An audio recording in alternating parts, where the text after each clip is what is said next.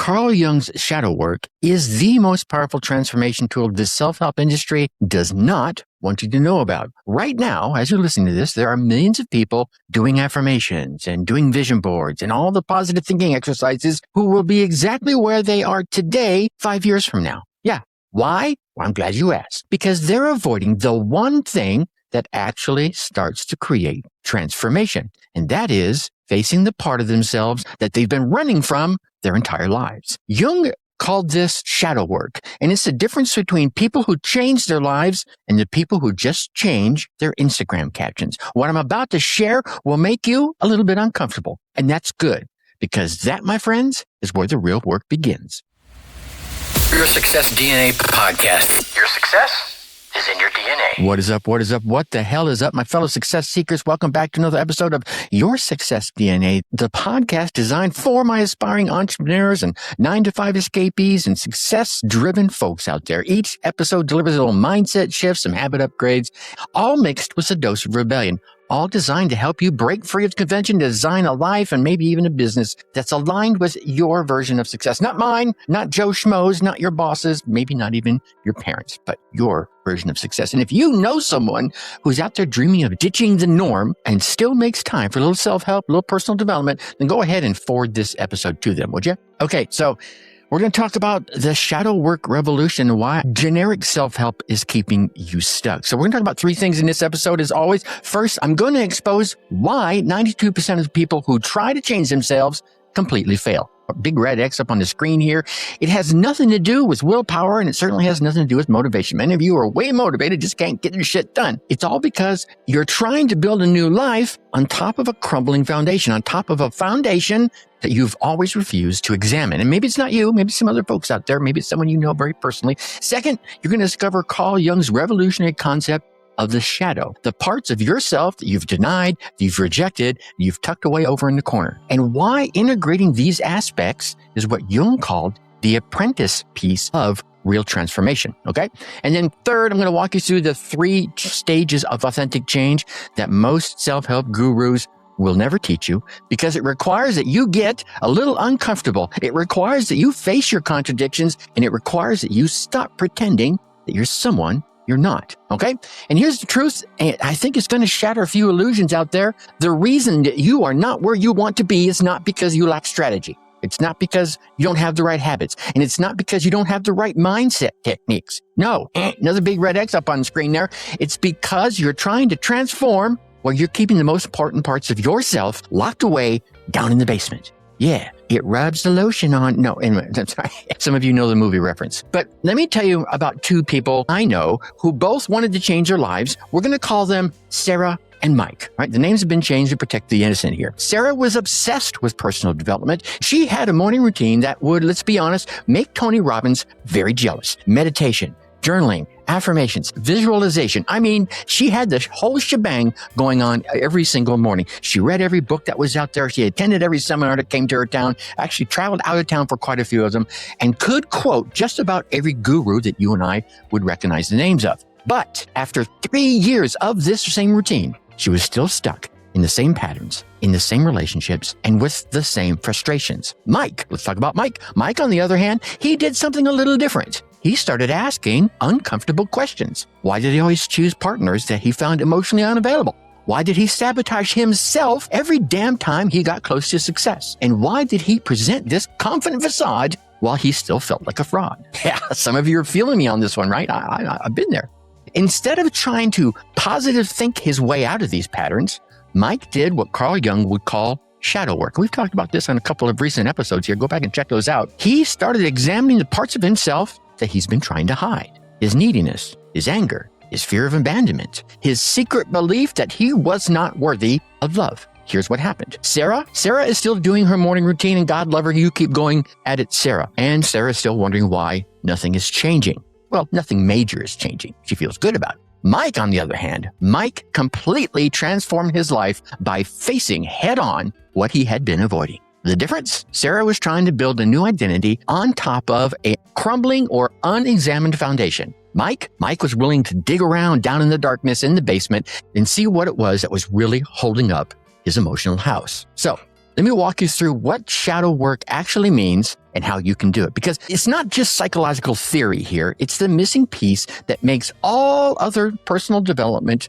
tactics work, okay? So if you've tried all the things out there and you're still stumbling and bumbling and falling and trying to figure out why is it not working for me, this might be the missing link to your personal development chain. First, let's understand what we're dealing with here. Carl Jung, one of the most influential psychologists in history, discovered something profound during his own personal crisis in his Middle Ages. In his groundbreaking work, Aeon, Jung revealed that every single person has what he called a shadow, right? He says with air quotes. And this is all the parts of your personality that have been rejected, have been denied, and have been, like I said earlier, hidden away because they don't quite fit with your idealized self-image, with who you feel you want to be or are. Your shadow, now let's not get this confused, it's not evil. It's not your dark side. It's not like, Luke, you are my son. No, it's none of that dramatic stuff. It's simply a collection of traits, of emotions, and perhaps even impulses that you have learned that are unacceptable, either to yourself, to your family,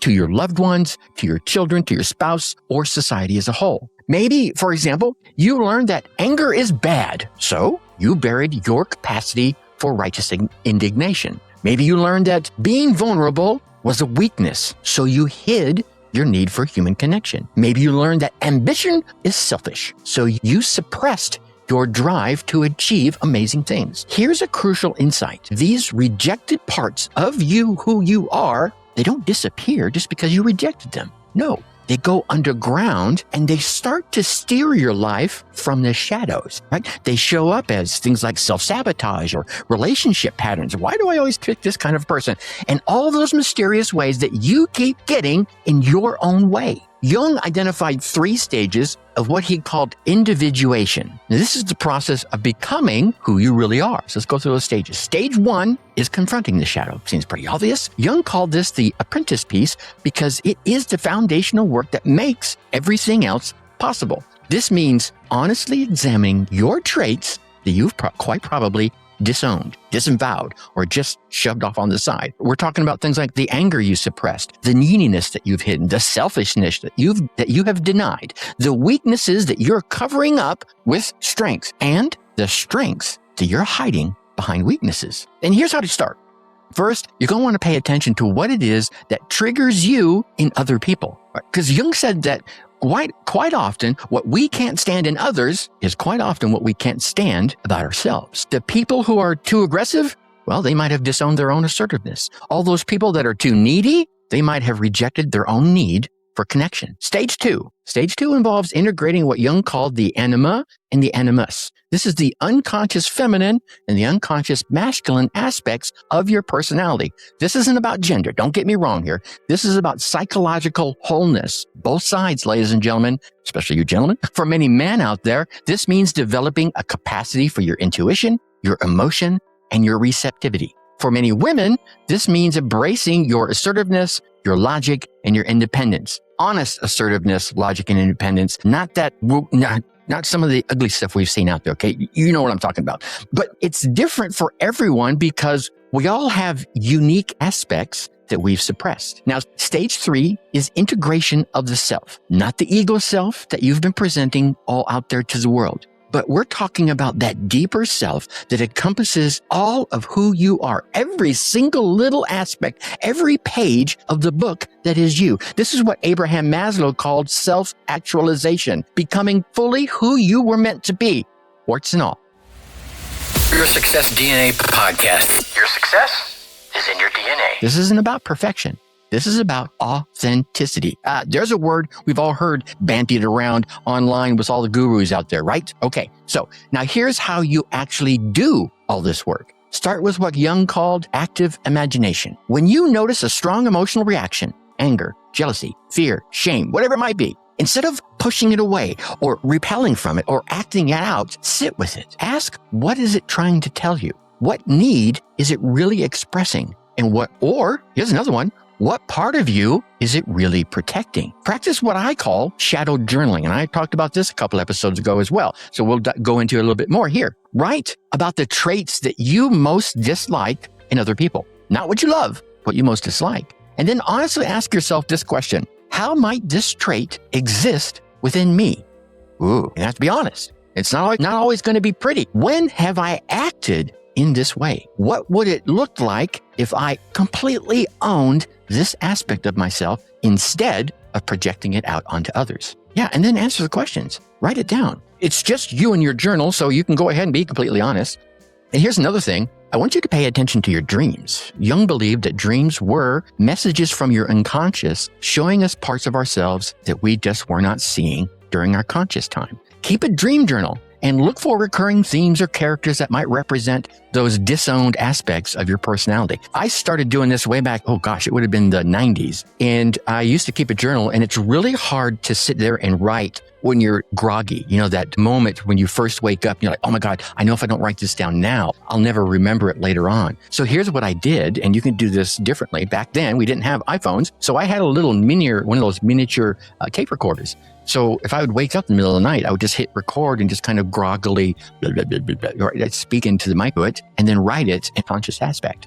Enlightening thing, usually probably at the ready every single moment. You could just press record right there on the voice recorder and speak into it and then come back and journal it later on. Okay, so what you're going to want to do here, though, is you're going to want to notice your patterns. Where are you repeatedly getting stuck? Not just in your dreams, but everything else. What situations trigger the same reactions in you over and over and over again? These patterns are often your shadow trying to get your attention. Go, hey, you might want to pay attention right here, okay? So as the poet, Robert Bly? He described it in a little book on the human shadow. This work isn't about eliminating the aspects that you're trying to tuck away into the shadows. It's about reclaiming the energy that they contain. It's a part of you, and you're taking energy to push it away, and it has energy in and of itself. Let's go ahead and reclaim all that energy. You can stop pushing it away, so you're going to reclaim that energy, and then you're going to reclaim the energy that the actual aspect has. Modern approaches like internal family systems therapy have validated Jung's insights into this, and we all contain these multiple parts, and the healing of it happens through integration, not elimination. Now, as many of you know, I am not a licensed psychotherapist or any of that noise. I'm just a guy who's lived 60 plus years on this big blue spinning globe, and I'm just sharing my whiskered wisdom here. The goal here overall isn't to become your shadow. You don't want to go from living in your home, your mental and physical and spiritual home, to living down in your mental and spiritual and physical basements, right? In the shadows. But what you can do is use it as fuel for positive change. Instead of just letting it leak out as passive aggression, as failed relationships, as failed business opportunities. When you acknowledge your neediness, you can ask for what you want directly instead of having to manipulate others into giving it to you indirectly. I was married to one of those. Oh my God. This is the very kind of deep transformational work that we explore every week in the Unleash Your Success DNA newsletter. It's for people who are tired of that surface level self-help, scratching the surface, that really want that real work, and they're ready for it so they can become actually who they are. Each issue delivers mindset shifts and more habit upgrades, and still mixed with my usual dose of rebellion, all designed to help you break free from convention so that you can build a life aligned with who you are, your authentic self. No fluff, no toxic positivity, just uncomfortable truths that could actually set you free. Go ahead and sign up over at Your Success DNA, and we'll get into that inside the newsletter there. Here's why I think this matters for you and for many of my listeners at a deeper level.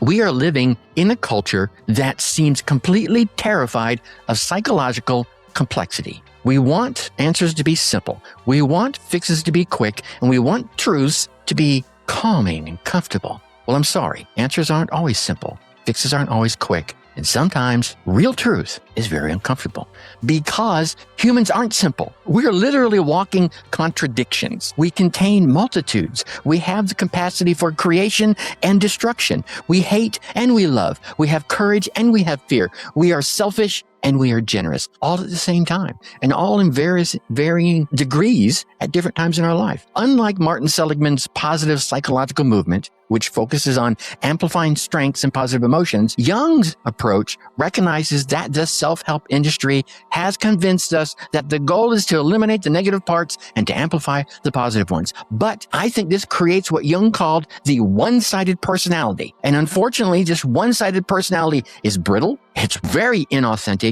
and it's ultimately unsustainable over time. And many of you have experienced it. I know I did a couple of times in my life. Real transformation is not about being perfect. It's about becoming whole, being who you are. It's about integrating all the aspects of who you are into a coherent, authentic identity. Okay? Now, we're not talking about all that dark, ugly stuff that is socially just completely wrong for humankind and yourself. We're talking about the good stuff, but sometimes you have to rustle around in what some folks might call the bad stuff to pull it out and turn it into a good thing. Like I talk about all the time, losing my daughter was a terrible thing to have happen.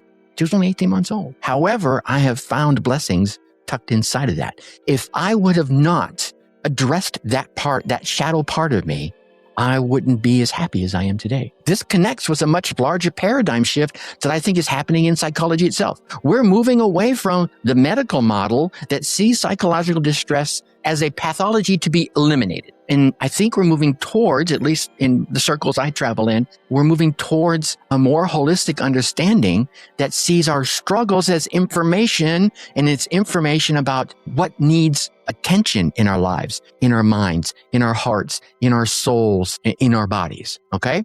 Your anxiety might be telling you that you're not living according to your own deeply held values. Your anger could be showing you that you have boundaries that people keep violating, and you need to stand up for yourself and stop that. Your depression might be signaling that you've lost connection to what seems to give your life meaning.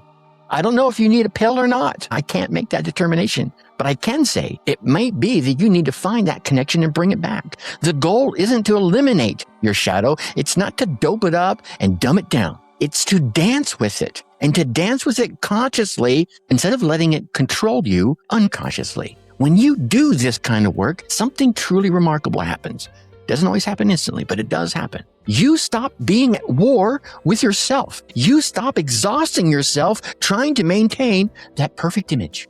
You develop what Jung called psychological resilience. And that is the ability to handle whatever life throws at you. We all know it's going to throw shit at you. You'll be able to handle whatever life throws at you because you're no longer afraid of your own reactions. When you're less afraid of your own reactions, you are far less afraid of everyone else's reactions. So, all that said, here's your whispered wisdom for this week. You, my friend, cannot heal what you refuse to feel. You can't integrate what you won't take the damn time to acknowledge. The research is clear. People who do shadow work, who honestly examine and integrate their disowned aspects, they report higher levels of life satisfaction, higher levels of better relationships, and a greater resilience than any of those folks that are out there focused only on positive psychology techniques. And I've got books of those over here. I'm not saying they don't work. I'm not saying they don't have a place. I'm saying you can't have one without the other to integrate yourself fully. So here's your specific action for this week. Choose one person who really seems to irritate you, right? Just like sandpaper, just kind of grits you the wrong way. And instead of judging them, I want you to ask yourself this question. What quality in this person am I rejecting in myself? Then spend a little time journaling about how that quality might actually serve you if you owned it consciously and let it flow through you. This isn't about becoming someone you're not. It's about reclaiming the parts of yourself you've been too damn afraid to even acknowledge. And that, my friends, is where real transformation truly begins. Listen, the world doesn't need another version of you that you think you should be. No, it needs the full, complex, contradictory, beautiful, shit-ton mess of who you really are, who you actually are, warts and all. Shadow work is not comfortable. Sometimes it's fun, often not so much, but it's not comfortable. It's not Instagram worthy.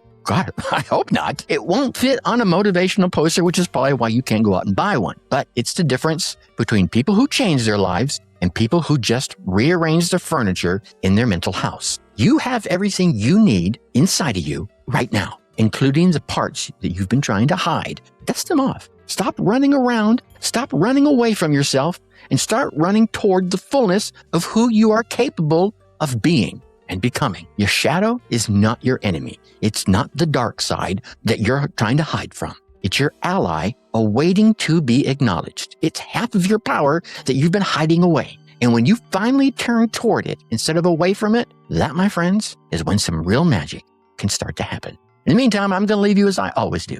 Think successfully and take action. Thanks for listening to Your Success DNA podcast. Whether you're starting out or you're a seasoned entrepreneur, we have the tools and inspiration that you need to take your life to the next level. So stay tuned for more game-changing advice in our upcoming episodes. And hey, before you go, a quick reminder to check out our past episodes of Your Success DNA for more inspiring stories and practical advice. And if you've loved what you heard, leave us a review and share this podcast with your friends and colleagues. Let's all level up our lives together, shall we?